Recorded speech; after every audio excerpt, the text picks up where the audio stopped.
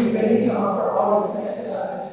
In such a state of mind, I can chant the holy name of God constantly. Almighty Lord, I have no desire to accumulate wealth, no desire to be women, nor do I want to be more followers. I only want to follow devotional services as I heard. O Son of Narayananda Krishna, I am an eternal servitor, but somehow or other I have fallen into the ocean of birth and death. Please take me out from this ocean of death and place me in one with islands at your lotus feet. O my Lord, remove my eyes to decorate with tears of love, and close constantly when I chant your holy name. May my voice shake up, and the layers of my body stand up in the recitation of your name. Away that holy separation, I'm considering the moment to be like 12 hours more. Tears are flowing from my eyes like torrents of rain, and I feel all taken to the world of your presence. I know Krishna as my Lord, and He shall remain so even if He gives me roughly by His embrace, or makes me grow bound by not being present before me. He is completely free to do anything and everything, for He is always my worshipful Lord.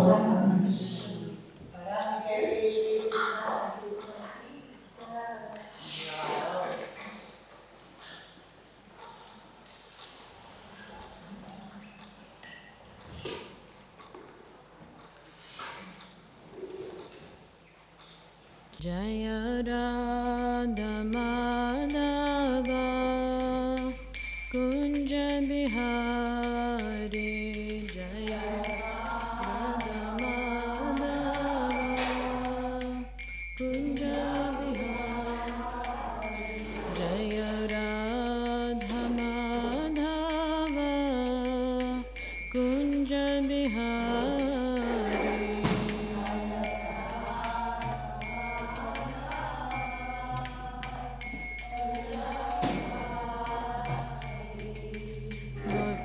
Janavalabha Girivaradhari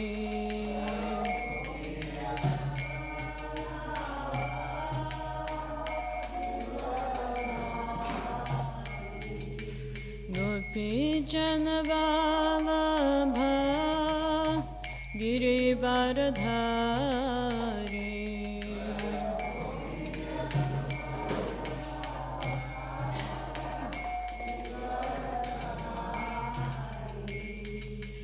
Yashodanandana Vraja Janaranjana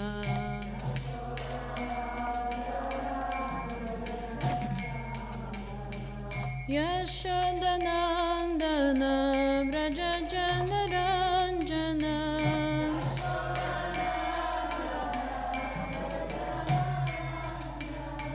Yamuna Tira Vanachari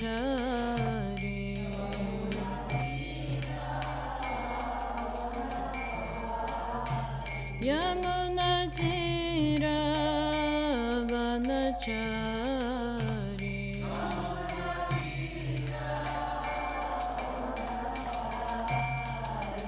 Jaya Radha Madhava Kunja Bihari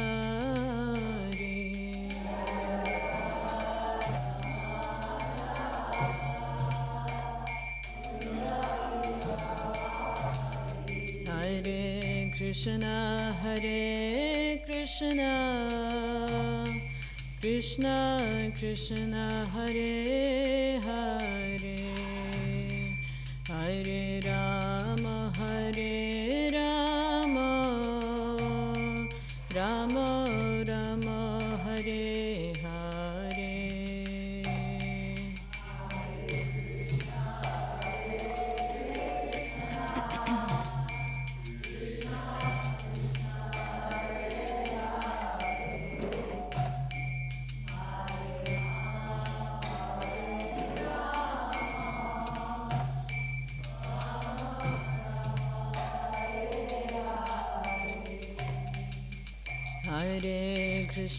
Hare Krishna Krishna Krishna Hare Hare Hare Rama Rama Rama Hare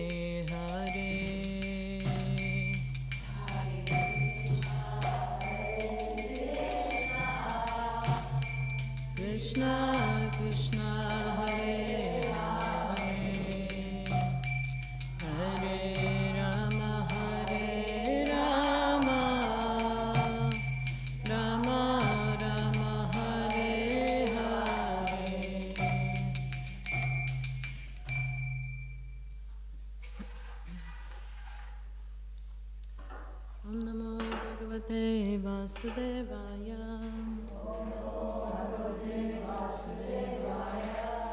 Om Namo Bhagavate Vasudevaya. Om Namo Bhagavate Vasudevaya.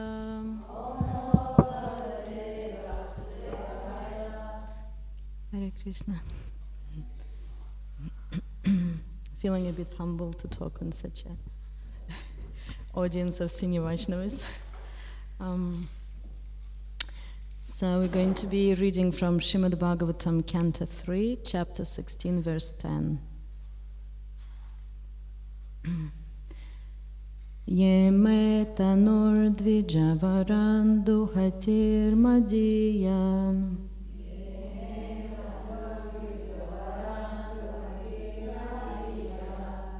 Bhutanya padhasaranascha bhede budhaya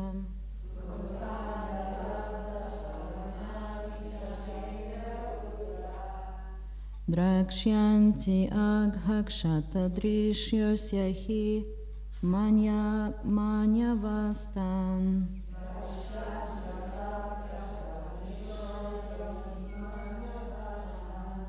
Gridharusha mama kushantyadhidantanetu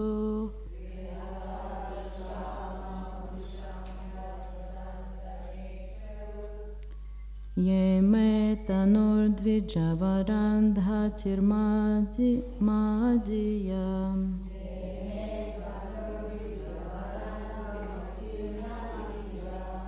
Bhutanya labha sharanani cha bheda budhyam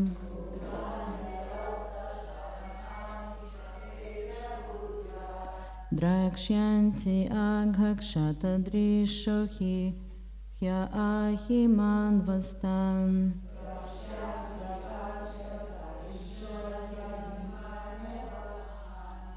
Gridharusha mama kushyantyadhidantanetu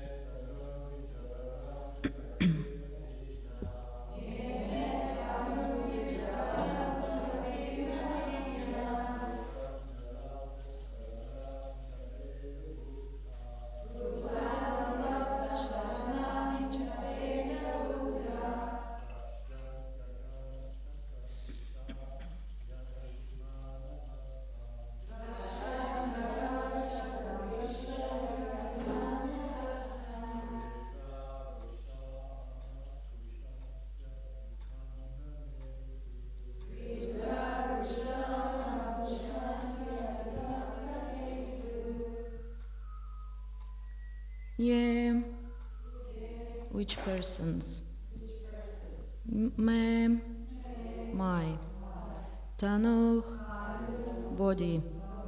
Dvijavaran, the best of brahmanas. Duhati, cows. Madivyak, relating to me. Bhutanim, living entities. Alabhasharananim, defenseless. Cha, and Bedabudhya, considering as different. Drakshyanti, see. Agha, by sin. Kshata is impaired. Drisha, whose faculty of judgment. Hai, because. Ahi, like a snake. Manyavak, angry. Tan, those same persons.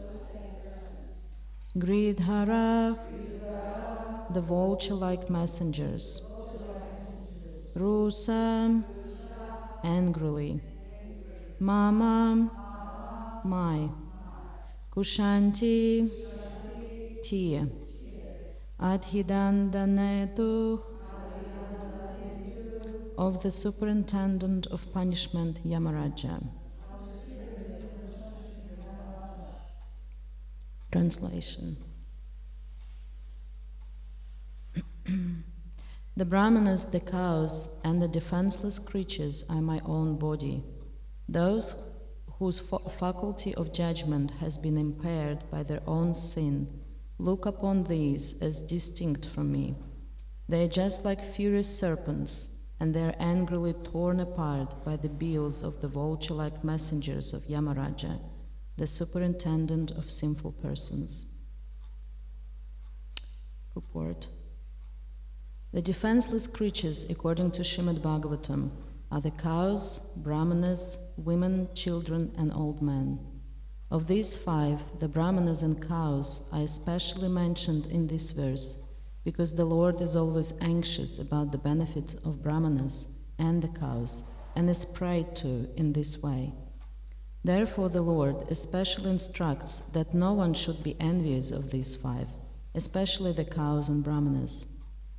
In some of the Bhagavatam readings, the word duhritih, duhitih, is used instead of duhatih. But in either case, the meaning is the same. Duhatih means cow, and duhitrih can also be used to mean cow, because the cow is supposed to be the daughter of the sun god. Just as children are taken care of by the parents, women as a class should be taken care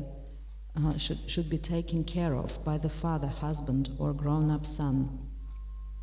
Those who are helpless must be taken care of by their respective guardians.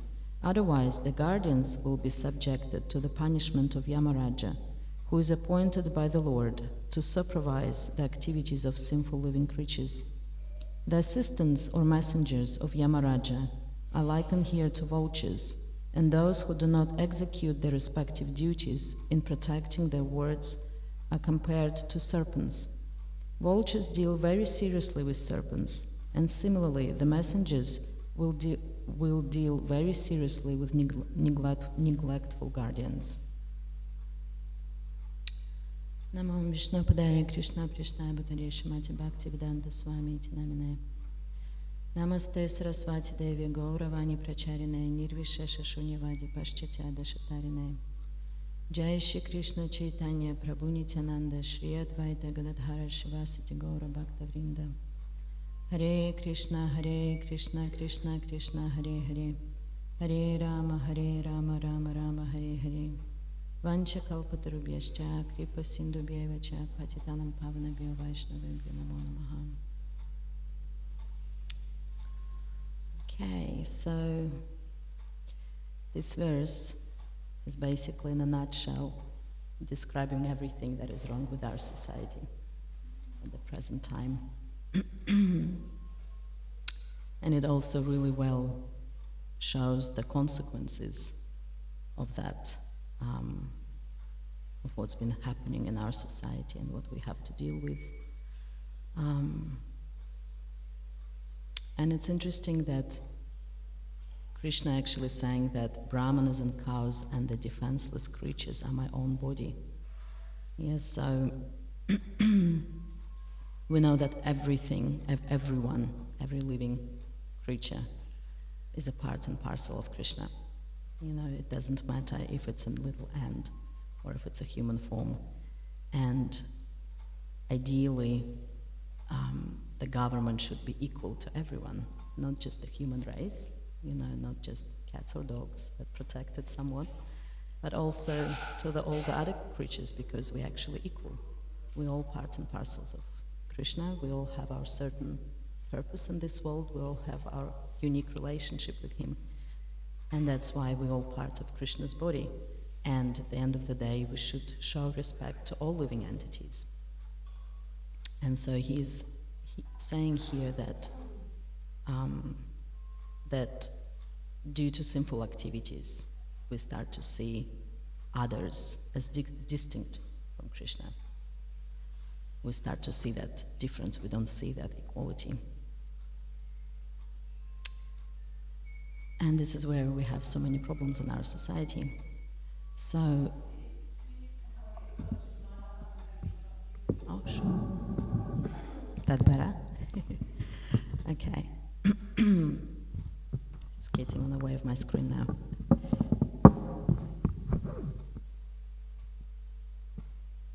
Okay.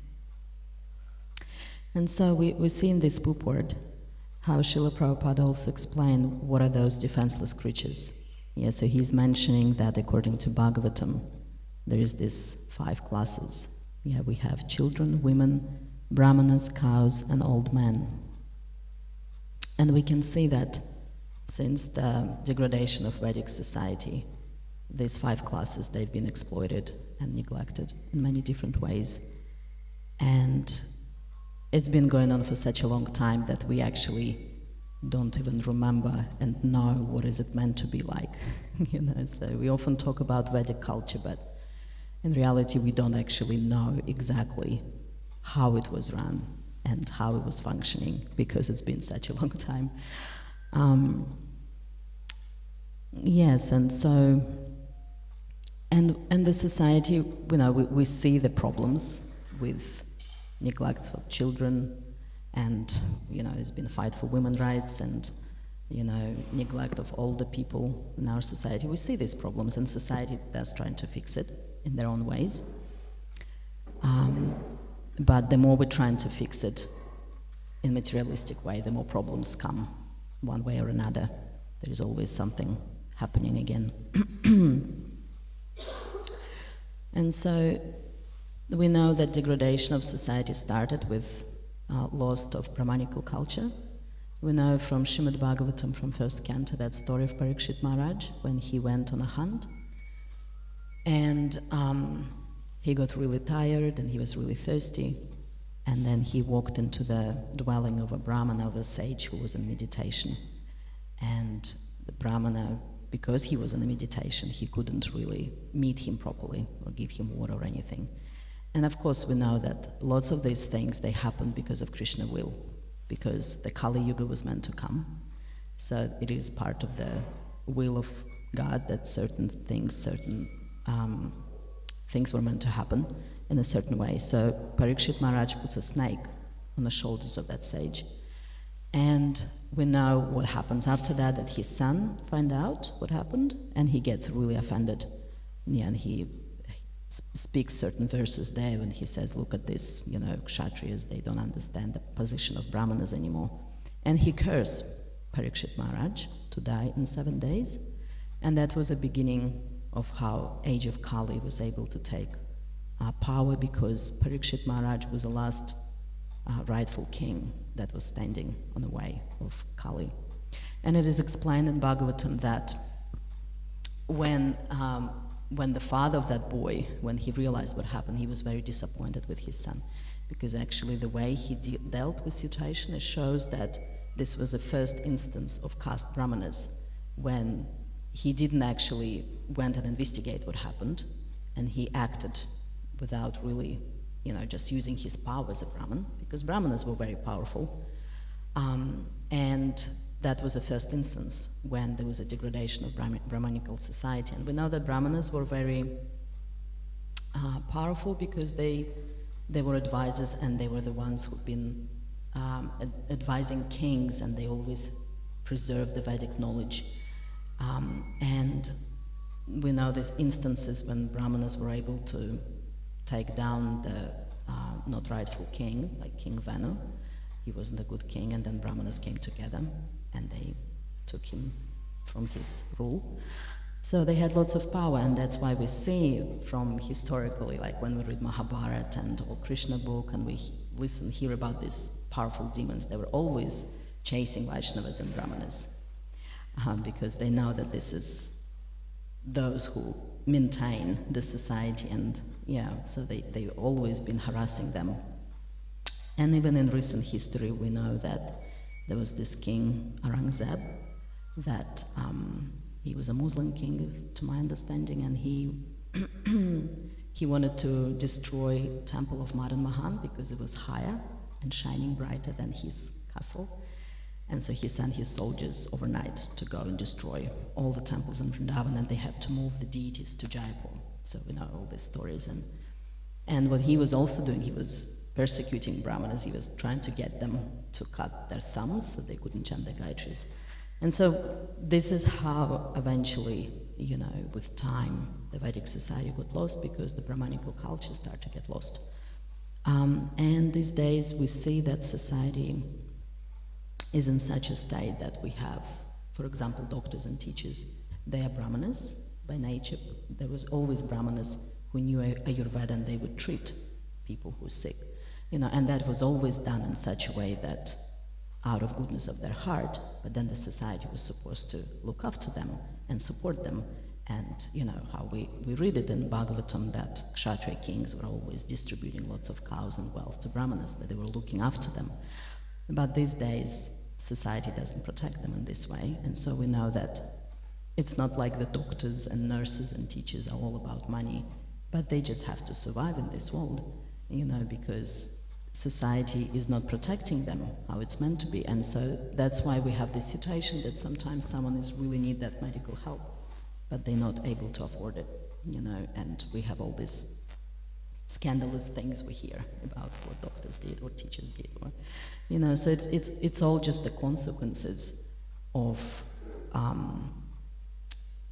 not able to protect that culture, that Brahmanical culture. And then we have same happening with the cows. The cows are a very special animal, and Krishna loves cows, and they're sacred animals. And we know that they like mothers, because they give us milk, and there's so much you can make out of milk. It's actually one of the main ingredients in deity worship. Like, you can't put your ghee wicks in olive oil, so we know that they're very special, but we know that cows been exploited, that's just like probably the nicest way to describe it, because they get milked, they getting their children taken of them, and then they get killed for meat.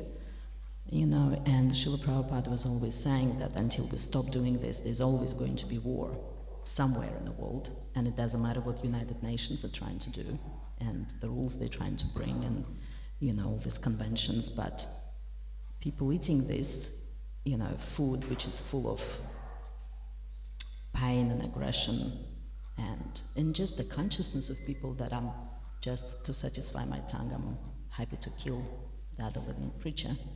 It goes to show, we're actually living around in that society like that, who has a consciousness like that. There's some people just don't care because they like eating it.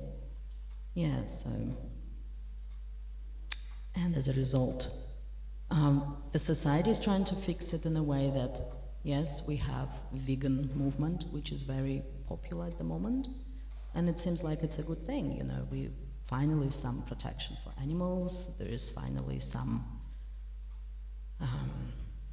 they talk about environment and everything, but we know from Bhagavatam that milk is very important for developing our brain, like subtle tissues in our brain, to be able to understand spiritual science. And at the moment, the modern science wasn't able to prove it yet, because actually we don't really know much about brain. We only know a few things, so we weren't able to study that yet, just the modern science. But the Bhagavatam tells us about that, that the milk is actually really important for our spiritual development. So in this way, yes, vegan movement is good, but, we're depriving people from what substance they need to be able to understand the science of God. And also there is the point that, when we offer this milk, yes, it's a terrible way, the way they, produce it. And if we have an option on a farm when we have a ahimsa-free milk, that's great, but in a part of the world when we don't, at least those cows, the milk that we get to offer to Krishna, they get some benefit, because their milk get offered. So yes, society is trying to fix it, but it creates further problems again. And then we know that, there is old people, and this is quite a problem, you could say, because again, the people, the children, they just trying to survive in this world, trying to maintain their job, give food to their children, and oftentimes they find themselves not able to support their old parents because they struggle so much, because society doesn't support you, because our families are weak. Oftentimes there's a lot of divorce going on, and it's the same goes with children. There is so much abortion, and it's actually been protected by law now, that right, to abort children, to kill children. So we can see how, in many ways, these defenseless creatures, they're not looking, they're not taken care of properly. And then we have women. This is one of the hot topics because for centuries, once the Vedic culture been degraded, women been exploited in different ways because yes, we're not as strong physically as men. We never been built differently. We could never compete in Olympics together with men. They always have to be separate. Historically, the women roles were always different. And at some point, when the degradation of society happened, the men, instead of protecting, they start to take advantage of that. And there is so much, if you watch them, like I came across quite a few really good movies that just shows the struggles that women went just the past century, the discrimination. And even in our society, we know that Prabhupada brought this beautiful philosophy, but Prabhupada never discriminated against women. He wanted them to be able to serve on the altar. He wanted them to be able to get second initiation. He was personally teaching them how to cook. And yet there would be some of his disciples who were really conservative, and they would think that that was Maya, Prabhupada spending all these hours in the kitchen with his disciples, teaching them how to cook. And it is not the Vedic knowledge, it is not what Prabhupada taught us, it is the misunderstanding of the message, because the people who became devotees at the beginning, they were, grown up in this society with certain norms, and they projected that onto the teachings that Prabhupada brought to us. And so we know that even in ISKCON we had to, women had to endure a lot as a result of it. And this way we know that because of this been happening and because the society is at the moment, they lost touch with spirituality, so then they're trying to solve this problem in their own ways, so they've been fighting for women's rights, and these days we could say that yes, we achieved some sort of equality. We're really fighting for that, and women are able to study, women are able to work, to get paid same amount of money as men and rest of it.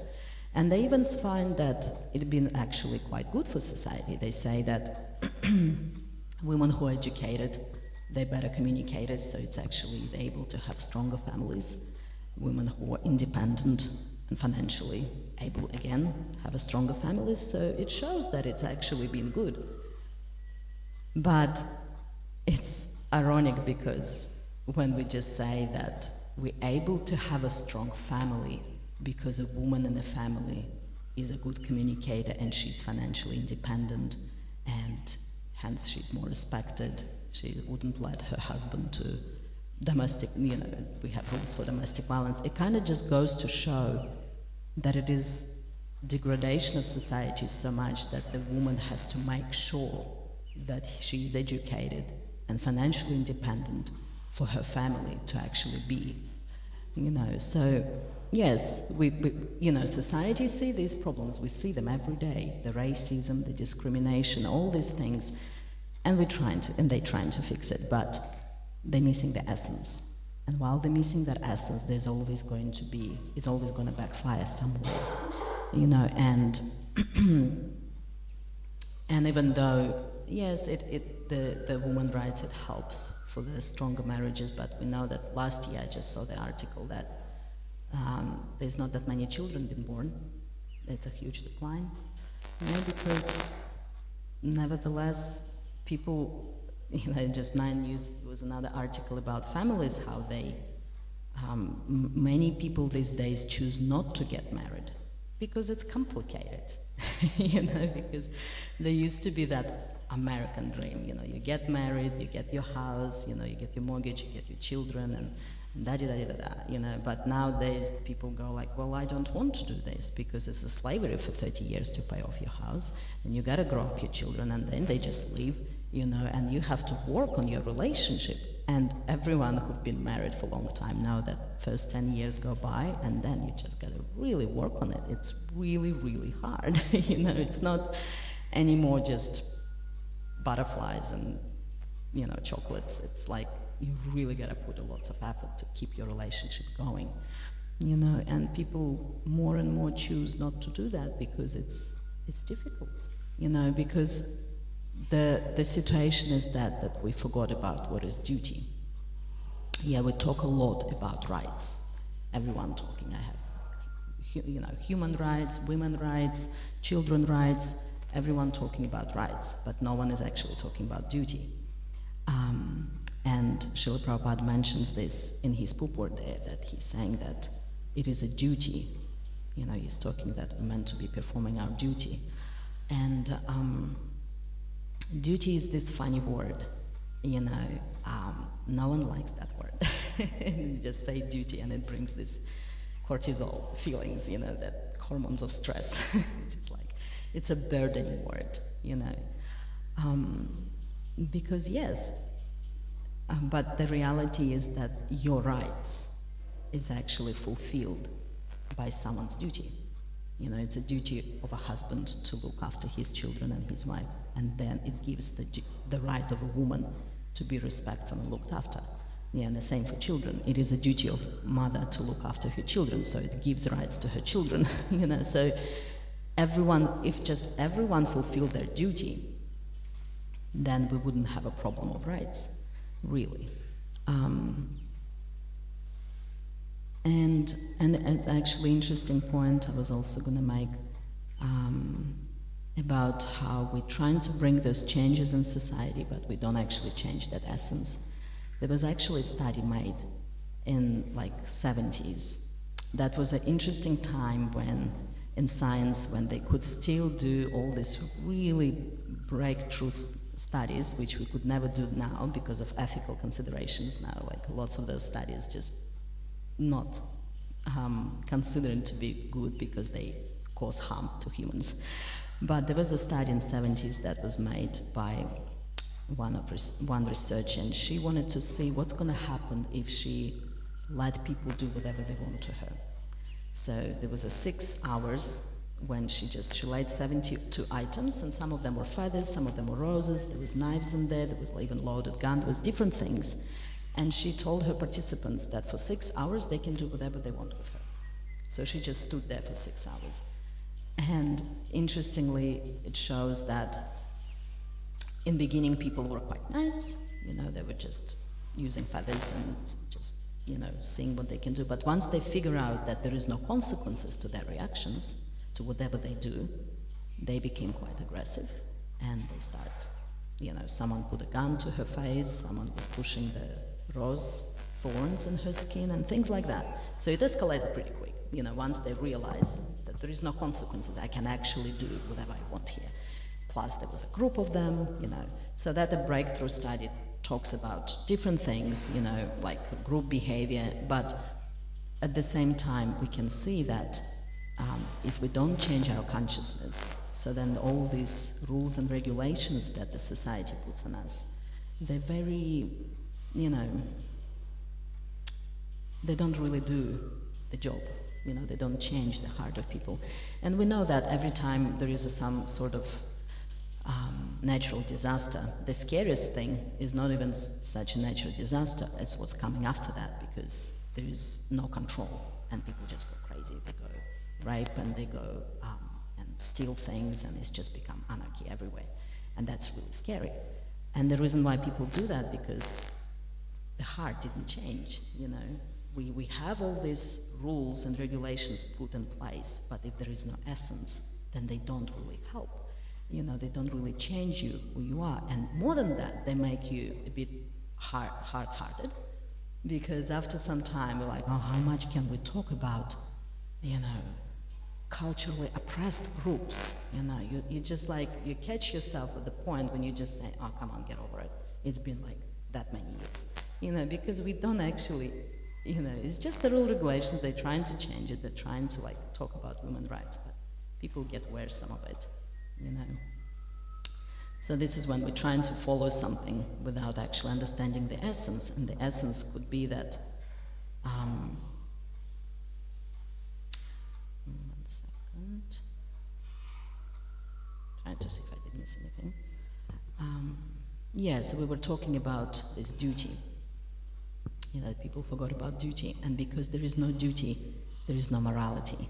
We lose that morality, because what happens when we follow our duty is as a control of our senses, in essence of it. Yeah, we know that, oh, I would like to do this, but I'm duty bound to something else, you know.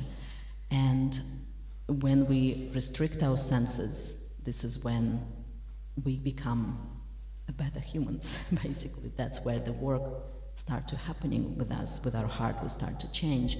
And that's why Krishna says in Bhagavad Gita, so if you just follow your duty, you get to the level of mode of goodness, you start to become very knowledgeable, you understand how things work. It's a certain sacrifice, duty. And yeah, because we know how these days, if your spouse is not pleasant for your senses anymore, then we just go find something else. You know, it just happens all the time.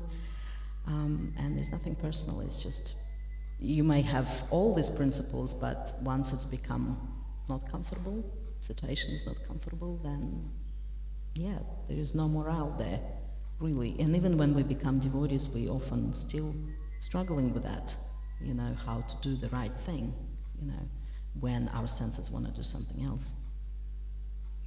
And also interesting that Prabhupada says in the purport, therefore the Lord especially instructs that no one should be envious of these five defenseless groups, especially cows and brahmanas. And yeah, I found it quite interesting that he says we shouldn't be envious. Yeah, what does that mean, that we shouldn't be envious? And envy is it's a core quality, and all other bad qualities coming out of that one. But it also can be manifested very subtly. And so ultimately we know that we are here in material world because we were envious to Krishna and we wanted to be controllers and enjoyers. And that's why we didn't want to accept him as a master. We want to be masters ourselves, so that's why we came here. And being envious to him, we're trying to explode everything. And who cares that Krishna said that they're special? You know, like, why should I treat them any special? Why should I understand that woman is physically weaker than me, you know, and treat her any different? Well, that's her problem, you know. So even like eating meat, that is manifestation of pride. Yeah, thinking that my life is more valuable than others, that I'm higher there, that my senses are more important. This is a manifestation of pride which comes from envy. Yeah, so we were talking about duty, you know, that if everyone would perform duty, that might fix the situation. But there is also a catch, because we know that in age of Kali, it is very difficult. Because what happens is that even in Vedic times, performing your duty is a very tricky thing, because if you just misstep somewhere and someone get upset, you get very serious consequences. There was that story, I think it was King Yayati, I'm not sure his precise name, but he was giving charity to brahmanas, and he gave away a herd of cows, and then one of the cows wandered to the herd back to him, and then he gave that herd, another herd, to another brahmana. So basically he gave same cow twice to different brahmanas, because the cow just wandered off. And then the brahmanas got really upset, and they came to him and started fighting. He's like, you gave me this cow, And now you gave that cow to that person, and they got real upset, and he was like, okay, how about instead of this cow, I'll give you 1,000 other cows. But the Brahmanas were like, no, they didn't want to. And they end up cursing him. So he's been doing the right thing for so many, following everything, completing his duty, doing all the righteous thing as a king. But then one mistake, and he became a lizard. We see that story in a Krishna book, when Krishna, I think it was his sons or his grandsons, and they were playing, and they saw that lizard at the bottom of the well, and they called Krishna to help to get it out. And once he got it out, and the lizard got its original human form, and then it told them what happened, that he was performing his duty. He was a righteous king, and then he made one mistake. And because this is the nature of material world, there's someone is always going to be unhappy one way or another. And that was in Vedic times, and now we live in Kali Yuga, and everything is just upside down. When I started studying my psychology degree, I thought, okay, there would be maybe some people who have mental disorders, and other ones are all fine. But the more I was studying it, I realized that actually most of the people have some sort of mental, traumas, all sorts of different things that happen to them. It's everywhere. And the reason why it's like that is because we live in this society, and we've been living in this society for long and trying to survive in it. And you can be doing your best, trying to be your best husband, best wife, the best mother, and at some point you misstep somewhere, and there, your child got traumatized. Even though you tried so hard, because we don't have that background. The Vedic knowledge been lost for a very long time. We don't know how to do the best. We try our best, but we don't know how to do best. And so in this way, we can try, but it is a thankless task. And I personally just, been contemplating one of those things recently, because we're just getting our kids' bedrooms built. Right today, I have builders on our side building kids' bedrooms, and we've been getting ready for that for long, because kids needed their bedrooms, and we were extending the house. And I was just thinking how much effort it was just to find money for it, to build it, how long it's going to take to finish it and everything. And I was like, in 5 years, my children are going to grow up, and I'm going to end up with this huge house. They probably, I don't know what they're going to do, they might move out. And then I'm with this huge house, I put so much effort building it, saving money for it, and I'm thinking, maybe I should have just, got this money and just take them traveling, and create nice memories. But then you create the memories, and the memories fade eventually, because what happens is time destroys everything in material world. It destroys everything. You put so much effort to get your education, and yes, you will be working some time, but then it also disappears. Your physical strength disappears. Your body starts to deteriorate. Your memory goes. Everything, So unless we put essence to it, unless we offer it to Krishna in some way, then all of this is for nothing. You make so much effort, and whichever way you go, you might be growing beautiful children, but then they grow up and they leave you, and you never know what's going to happen there. You might be putting so much effort in your relationship, and then your husband or your wife got traumas, and they just can't get over them. And it doesn't matter if 15 years you've been putting effort into maintaining this relationship, because it's Kali Yuga. So this is the reality of our situation, and what Prabhupada came and gave us this knowledge, and he basically saved us. Because in all this mess that we have, this society which has been flawed in so many ways for so many years, and centuries, and he finally brings that essence, that even if we, fail in our duty, even if the result was not perfect, but if we've been doing it as an offering to Krishna, then even that time will destroy the building that I built or the memory that I have of my holiday. But because I've been doing it for Krishna, it gave me that realization. It made me closer to him, and that I'm going to take with me when we leave this body, because we can't take anything with us, but we can take that. And so all of a sudden, all these activities start to have some sort of purpose. it has essence in it of doing things for Krishna. Yes, and so there is this verse, or how could we say that the knowledge that Srila Prabhupada brought to us, he brought us the means to change society. Because yes, we have these problems we've been trying to deal with, and how we've just been discussing how without changing the essence, nothing really helps. But Srila Prabhupada brought the knowledge of how to develop proper qualities so we can become a better humans, a better in all sorts of ways. And at the end of the day, we have this peace formula that is in Bhagavad Gita 5.29. Bhoktaram yagyatapasam sarvaloka maheshwaram suhridam sarvabhutanam gyatvam shantim richati. A person in full consciousness of me, knowing me to be the ultimate beneficiary of all sacrifices and austerities, the Supreme Lord of all planets and demigods, and the benefactor and well-wisher of all living entities, attains peace from the pangs of material miseries. So this is a peace formula because because ultimately we understand that nothing happens without Krishna's will, and that helps when we come into these difficult situations in our life. People sometimes ask why there is suffering, and we know that if we didn't have those nerves in our body, then we could possibly put our head on a stove and it will be burning and we wouldn't even know that it's bad for us, isn't it? Because this is why we have pain, because when we cut or something happens, our body tells us, okay, this is not good for you.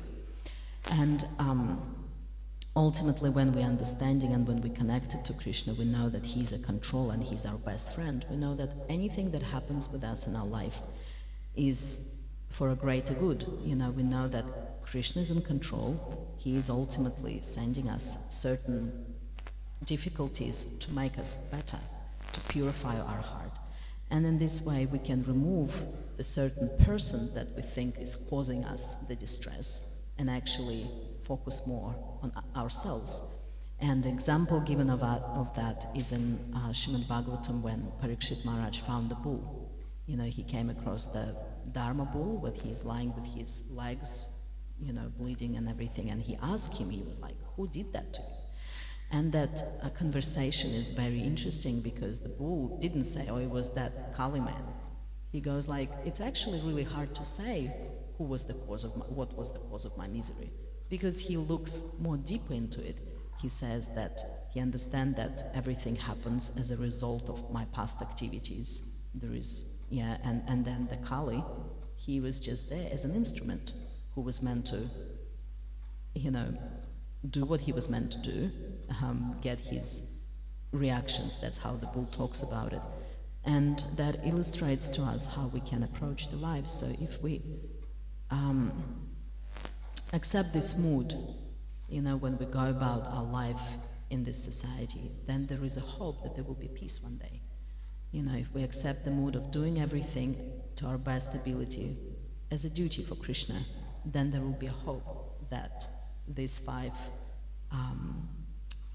defenseless creatures groups will not be exploited anymore, and there is a hope that we're actually going to have a peaceful society, because like Krishna says in here in the verse that that the furious serpents, that people who neglect their duties and exploit others, they're like furious serpents, and then the vulture-like messengers of Yamaraja, are going to tear them apart. So I think that's all I wanted to say. Is there any comments or maybe questions?